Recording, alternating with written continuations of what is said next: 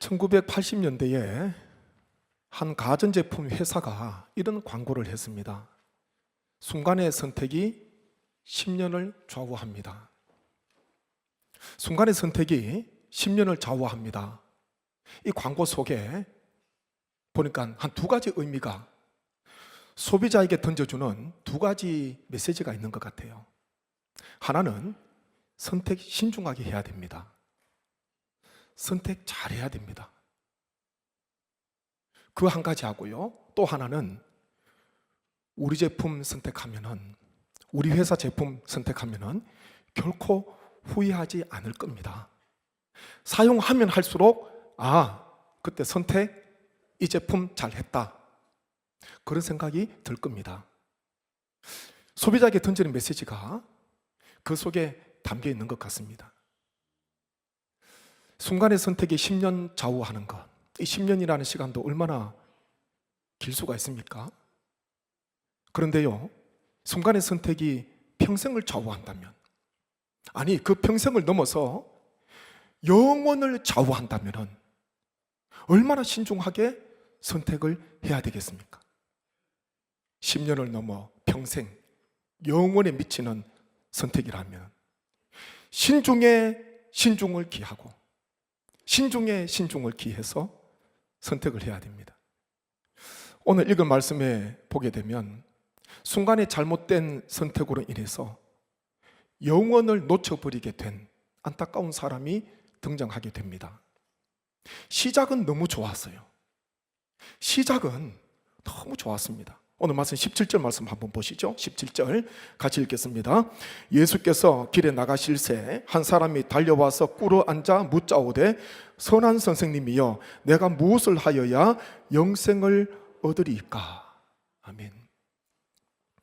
복음서에 보면 예수님께 나오는 많은 사람들이 있는데 영생을 놓고 영생에 대한 고민을 가지고 영생을 얻기 위해서 예수님 앞에 나온 사람 찾기가 쉽지 않더라고요. 병이 들어서, 귀신이 들려서, 인생의 막다른 골목을 만나서, 진퇴의 양난을 만나서 주님 앞에 나온 사람들 많잖아요. 그런데 영생을 놓고 영생에 대한 진지한 고민을 하면서 예수님 앞에 나온 사람 찾기가 쉽지 않습니다. 잘 없어요. 이 사람은 예수님께 와서 선생님, 선한 선생님, 무엇을 해야 영생을 얻을 수가 있습니까? 예수님 앞에 나온 목적이요, 영생에 대한 고민, 영생에 대한 관심을 가지고 주님을 찾아왔다는 것입니다. 이 얼마나 시작이 좋습니까?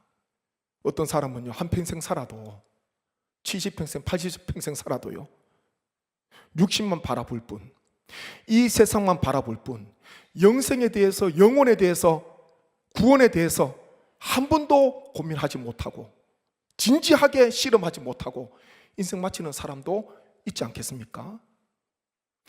이 사람 영생을 묻기 위해서 영생에 대한 관심을 가지고 주님 앞에 나왔습니다. 보니까 어려서부터 하나님의 계명을 잘 지켰어요. 살인하지 말라, 간음하지 말라, 도둑질하지 말라, 거짓 증언하지 말라, 속여 빼앗지 말라, 내 부모를 공경하라 등과 같은 계명을 어려서부터 잘 지킨 사람입니다. 이 사람에게 영생에 대한 고민이 있는 이 사람에게 예수님께서 이런 말씀을 하십니다. 21절 말씀 한번 보시죠. 21절 같이 읽겠습니다. 예수께서 그를 보시고 사랑하사 이르시되 내게 아직도 한 가지 부족한 것이 있으니 가서 내게 있는 것을 다 팔아 가난한 자들에게 주라. 그리하면 하늘에서 보화가 내게 있으리라. 그리고 와서 나를 따르라 하시니. 아멘. 예수님께서 어려서부터 계명을 잘 지켜온 이 사람에게 아직도 한 가지 부족한 것이 있다, 그렇게 말씀하시면서 가지고 있는 것 팔아서 가난한 자들에게 주라. 그리고 와서 나를 따르라. 이런 명령을 하셨습니다. 이 주님의 말씀을 들은 오늘 말씀에 나오는 이 사람, 마태복음에는 청년이라 그러고요, 누가복음에는 관리, 그렇게 기록되어 있는데 이 사람이 어떤 반응을 보입니까? 마지막 22절 말씀에 보면 그렇게 기록되죠. 22절 같이 읽겠습니다. 그 사람은 재물이 많은 고로 이 말씀으로 인하여 슬픈 기색을 띠고 근심하며 가니라. 아멘. 이 사람이 예수님 앞에 온 목적은요, 어떻게 해야 영생을 얻습니까? 영생에 대한 고민을 가지고 왔습니다. 자, 그러면 보십시오. 예수님께 물었잖아요. 영생에 대해서 물었습니다. 그러면 그 다음부터 예수님의 입에서 나오는 모든 말씀은 뭐하고 연관이 있습니까? 영생하고 관계가 있어요. 영생에 대해서 물었기 때문에 어떤 말씀을 하시든지 간에 다 영생과 관계가 있습니다. 그 말씀대로 순종하면은 영생을 얻는다는 거예요. 그런데 이 사람이 끝에 보니까 어떻게 돌아갑니까? 슬픈 기색을 띠고 그리고 근심하며 갔다. 이렇게 마무리가 되고 있습니다. 시작은 너무 좋았는데요, 영생에 대한 고민을 가지고 예수님을 찾아온 것 너무 좋았는데 마무리가 너무 아쉬운 거예요. 슬픈 기색을 띠고 근심하며 돌아가게 되었습니다. 복음서 그 어디를 봐도요, 이 사람이 다시 예수님을 찾아왔다, 다시 영생에 대해서 물었다, 영생을 얻었다, 그런 말씀이 없어요. 복음서에서는 이 사람의 행적이 사라지게 됩니다. 인생에 있어서 정말 좋은 기회, 영생을 얻을 수 있는 기회가 찾아왔는데 많은 재물로 인하여서 그것이 영생을 얻는데, 주님을 따라가는데 걸림돌이 되어서 근심하면서 돌아가게 되었습니다. 예수님께서 죽어 와서 나를 따르라 명하셨는데요, 많은 재물 때문에 예수님을 따르지 못하는, 영생을 얻지 못하는 비운의 사람이 되고 말았다는 것이죠. 성경에 보게 되면 재물이 걸림돌이 되어서 낙마한, 질주를 하다가 전진을 하다가 낙마한 사람들이 여럿 있지 않습니까?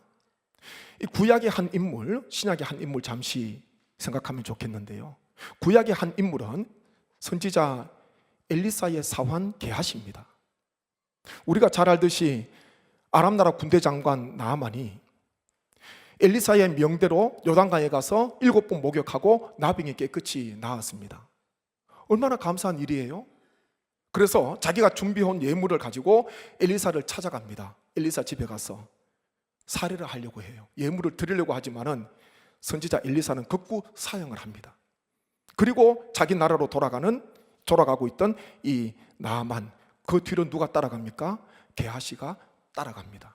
목적은요, 그 나아만이 가지고 온 자기 주인 엘리사가 받지 않은 그 예물, 그게 탐이 나서 뒤따라가는 거예요. 두 종을 데리고 같이 가게 되는데 가서 어떤 말을 했는가? 열왕기하 5장 22절 23절 말씀 보십시오. 열왕기하 5장 22절입니다. 그가 이르되 평안하나이다. 우리 주인께서 나를 보내시며 말씀하시기를 지금 선지자의 제자 중에 두 청년이 에브라임 산지에서부터 내려와 내게로 왔으니 청하건대 당신은 그들에게 은 1달란트와 옷 2벌을 주라 하시더이다. 나아만이 이르되 바라건대 2달란트를 받으라 하고 그를 강권하여 은 2달란트를 두 전대에 넣어 메고 옷 2벌을 아울러 두 사환에게 지우매 그들이 게하시 앞에서 치고 가니라. 아멘. 어떤 내용인지 알겠습니까? 선지자 주인의 이름을 덜먹이면서 거짓말을 하고 있는 거예요. 좀 전에 에브라임 산지에서 두 사람이 내려왔는데 우리 주인이 은 1달란트와 옷 2벌을 달라고 합니다. 급히 쫓아온 거예요. 거짓말이잖아요. 이것을 메고 게하시는 자기 집에 감춥니다. 그리고 아무 일이 없었던 듯이 주인 엘리사 앞에 서지 않습니까? 엘리사가 묻습니다. 어디 갔다 왔냐? 그러니까요, 저 아무데도 안 갔는데요, 저 간 곳이 없는데요, 그런 이야기를 해요. 선지자 엘리사는 다 알고 있었죠. 그러면서 나아만에게 들었던 이 나병이 이 사람에게 들게 되는데 열왕기하 5장 27절 보십시오. 같이 읽겠습니다. 그러므로 나아만의 나병이 내게 들어 내 자손에게 미쳐 영원토록 이르리라 하니 게하시가 그 앞에서 물러나오매 나병이 발하여 눈같이 되었더라. 아멘. 나병이 게하시 자신뿐만 아니라 보니까 자손에게까지 영원토록 이르게 되었다. 아주 끔찍한 징벌이 임하게 된 것입니다. 나만 고통 겪는 것이 아니라 탐욕에 대한 물질을 탐함으로 말미암아 하나님의 징계를 받게 되는데 자신뿐만 아니라 자손에게까지 영원토록 나병으로 고생하게 되는 이 끔찍한 징계를 받게 되는 게하시의 모습을 우리가 보게 되는 것입니다. 시작은 너무 좋았잖아요. 선지자 엘리사의 사환으로서 여러 종들이 있지만은 제일 첫건으로서 주인을 섬길 수 있는 사환으로서 그렇게 시작했던 삶인데 끝은요, 나병으로, 물질에 대한 탐욕으로 너무 좋지 않게 인생이 끝나게 된 이 게하시의 모습을 보게 되는 것입니다. 또 한 인물은 신약 성경 가운데 가룟 유다가 있죠. 베다니 한 집에서 나사로가 살아난 것 때문에 예수님을 위해서 잔치가 벌어졌습니다. 그때 마리아가 값비싼 향유를 가지고 와서 주의 발을 붓고 자기 머리털로 닦았습니다. 주님께서 계신 그 온 집에 향유로 냄새로 가득하게 되었지 않습니까? 그것을 지켜보던 가룟 유다가 이런 말을 합니다. 요한복음 12장 5절 말씀 한번 보십시오. 이 향유를 어찌하여 300데나리온에 팔아 가난한 자들에게 주지 아니하였느냐 하니 그렇게 말씀합니다. 이 300데나리온, 이 노동자가 1년 동안 모아서 한 푼도 쓰지 않아야지 되는 그 금액이에요. 1년치 연봉에 해당하는 엄청난 이 금액을 예수님 발에 붓고 허비하는 것처럼 보였다는 것이죠. 그러면서 가난한 자들에게 이것을 팔아서 가난한 자들에게 주었으면 얼마나 좋겠나 그런 말을 합니다. 그런데 본심은 다른 데 있었다는 것이죠. 요한복음 12장 6절 말씀 한번 보십시오. 이렇게 말하면 가난한 자들을 생각함이 아니요 그는 도둑이라 동계를 막고 거기 넣는 것을 훔쳐가미르라 그렇게 기록되어 있습니다. 예수님이 12제자 가운데 가룟 유다가 아마 계산이 빨랐는 것 같아요. 계산을 잘했는 것 같아요. 똑바르게. 그래서 아마 12제자 가운데 회계의 직무를 좀 받는 것 같은데 그것을 팔아서 가난한 자들에게 주기 위해서 내게 맡겨두면은 그건 내가 좀 가질 건데 그건 내가 좀 취할 건데 본심은 그거였다는 것입니다. 겉으로 보기에는 가난한 자들을 운운했지만은 본심은 자신의 마음은 그 돈에 대한 탐욕 300데나리온에 대한 탐욕이 있었다는 것입니다. 이 탐욕을 가룟 유다는 끝내버리지 못합니다. 그리고 3년 동안 따라다녔던 스승 되시는 그리스도 되시는 예수님을 은산십에 팔고 그 은산십 써보지도 못하고요 사용하지도 못하고 비참한 결말을 맞이하지 않습니까? 시작은 예수님의 12제자로 부름을 받았습니다. 시작은 정말 다른 사람에게 부름 살 정도로 그렇게 시작이 되었는데 인생의 끝은요 너무 비참한 거예요. 너무 비참한 거예요. 주님께서 오죽하셨으면 가룟 유다에게 이 사람은 차라리 나지 아니하였더라면 저에게 좋을 뻔하였다 그런 말씀까지 하셨습니다. 얼마나 그 인생이 안타까웠으면 차라리 나지 않았는 게 더 좋을 뻔했는데 누군가로부터 그런 이야기 듣는다면 그 사람의 인생이 얼마나 안타까워요. 시작은 예수님의 12제자 가운데 한 사람으로 시작했는데 재물에 대한 탐욕, 욕심 버리지 못함으로 말미암아 낙마하게 되는 결국은 비참한 인생으로 마치게 되는 가룟 유다의 모습을 보게 됩니다. 아굴의 기도 가운데 물질에 대한 기도가 있습니다. 양식에 대한 기도가 있습니다. 한번 말씀 보시겠습니까? 잠언 30장 8절 9절 말씀 같이 읽겠습니다. 나를 가난하게도 마옵시고 부하게도 마옵시고 오직 필요한 양식으로 나를 먹이시옵소서. 혹 내가 배불러서 하나님을 모른다 여호와가 누구냐 할까 하오며 혹 내가 가난하여 도둑질하고 내 하나님의 이름을 욕되게 할까 두려워함이니이다. 아멘. 양식을 구하는데 아굴은요 오직 필요한 양식을 주세요 이렇게 기도하고 있습니다. 많은 양식, 살 곳이 없도록 풍성한 양식을 주세요. 그것이 아니라요 오직 필요한 양식을 주세요. 인생을 살아가는데 오직 필요한 양식을 주세요. 하나님 앞에 그렇게 기도하고 있습니다. 왜 그러면 오직 필요한 양식을 구했냐? 너무 양식이 많아서 혹 하나님이 누구냐? 하나님에게로부터 등을 지고 돌아갈까 싶어서 신앙에서 멀어질까 싶어서 필요한 양식을 구했고요. 아니면 반대로 너무 가난해서 하나님의 이름을 가릴까 싶어서 아굴은요 오직 필요한 양식을 구했다는 것입니다. 같은 의미가 예수님께서 가르쳐 주신 주기도에 일용할 양식이 있습니다. 일용할 양식. 우리는 모두 다 하루하루의 삶을 살아갑니다. 한 번에 한 달, 1년, 10년 사는 사람이 없어요. 그때마다 주시는 양식을 받아서 우리는 살아가게 되는데, 하루하루 살아갈 수 있는, 그때마다 베풀어 주시는 양식을 하나님께서 허락해 주신다면 그 하루가 쌓여서 1년이 되고요, 10년이 되고요, 하나님께서 육신을 입고 살아가는 동안에 필요한 양식을 그때마다 허락해 주실 줄 믿습니다. 오직 필요한 양식, 적당한 거를 이야기하는 거예요. 적당한 거. 그것이 오히려 신앙생활에요, 유익이라는 것입니다. 막 차고 넘치지 않아도 유익이라는 거예요. 어느 목사님을 만난 적이 있는데, 이 생계가 어려우니까 일을 할 수밖에 없는 그런 상황이 되었습니다. 교회에서 교회가 연약하다 보니까 이제 목사님도 일을 가지게 되고 열심히 하게 되는데, 그렇게 하다 보니까 한 가지가 마음에 많이 걸린다 그러더라고요. 그게 뭐냐 하면, 이 목양, 설교 준비, 또 교회에 마음을 둬야 되는데 마음이 자꾸 나뉘는 거예요. 그러면서 목회자에 대한 정체성도 잃어버릴 때가 많이 있다는 거예요. 일을 하다 보니까, 열심히 살아가다 보니까 잃어버릴 때가 있다. 참 이렇게도 하기 어렵고 저렇게도 하기 어려운 그런 상황 속에 있는 것 같습니다. 너무 많은 양식, 너무 많은 재물, 오히려 이것이 하나님을 믿는데, 예수님을 따라가는데 걸림돌이 되지 않아야 됩니다. 그거 취하고 영생 잃어버리는 거, 그거 얼마나 안타깝습니까? 차라리 필요한 양식, 오직 필요한 양식으로 예수님을 끝까지 따라가는 거, 그 사람이 얼마나 복된 인생이겠습니까?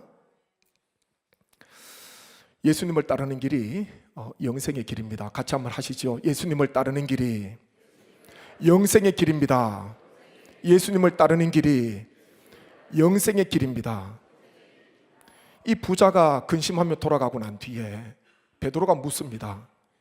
예수님, 주님, 우리는 모든 것을 다 버리고 주님을 따랐습니다. 이런 이야기를 합니다. 모든 것을 다 버리고 주님을 따랐습니다. 그때 예수님께서 이 베드로에게, 제자들에게 궁극적으로 얻게 되는 것, 마가복음 10장 30절 끝에 한번 보십시오. 같이 읽겠습니다. 내세에 영생을 받지 못할 자가 없느니라. 한 번 더요. 내세에 영생을 받지 못할 자가 없느니라. 아멘. 우리는 모든 것 다 버리고 주님을 따랐습니다. 이 말은 주님을 따랐는데 우리에게 어떤 게 주어집니까? 어떤 보상이 있습니까? 예수님께서는 현세에도 100배의 복을 받고 현세에도 복이 있지만 내세에 영생이 있어, 이런 말씀을 하셨습니다. 주님을 위해서 내가 버린 것, 제 아무리 많고 크다 하더라도 장차 우리에게 베풀어 주시는 그 영생, 영원한 생명과는 비교할 수 없다는 것을 우리 성도님 꼭 기억하시기를 바랍니다. 이 사람은 예수님께 와서 어떻게 하면 영생을 얻습니까? 물었잖아요. 나를 따르라 그랬습니다. 예수님을 따르는 게 영생을 얻는 길이다. 우리 주님께서 나는 곧 길이요 진리요 생명이다. 나로 말미암지 않고는, 이 말은요, 나를 통하지 않고서는 하나님 아버지께로 갈 자가 없다, 그렇게 말씀하셨습니다. 다른 열리를 제쳐두고 예수님 따르는 그 길이 바로 영생을 얻는 길이라는 것을 우리 성도님 꼭 기억하셔야 됩니다. 우리가 사순절을 보내고 있습니다. 오늘 말씀에 나오는 이 사람에게 있어서는 걸림돌이 많은 재물이었습니다. 그것 때문에 예수님 따르는데 그 기회를 놓치지 않습니까? 혹 나에게 있어서 재물과 같은 것이 무엇인가? 하나님을 믿고 예수님을 힘있게 따라야 되는데 혹 주님을 따르는 그 길에 걸림돌처럼, 장애물처럼 놓여져 있는 것이 무엇인가? 한번 그것을 오늘 곰곰이 돌아보시면 좋겠습니다. 오늘 말씀을 들으면서 나는 재물도 많이 없는데 나하고는 관계없는 말씀이네, 그렇게 생각하지 마시고 예수님을 따르는 길에 있어서 마치 재물처럼 나를 붙들고 있는, 나를 걸려서 넘어지도록 하는 그 걸림돌이 혹시나 없는가 확인하셔서 그것을 없애고요, 오직 영생 되시는 예수님을 끝까지 순종하며 따라가시는 우리 모든 성도님 되시기를 주님의 이름으로 축복합니다.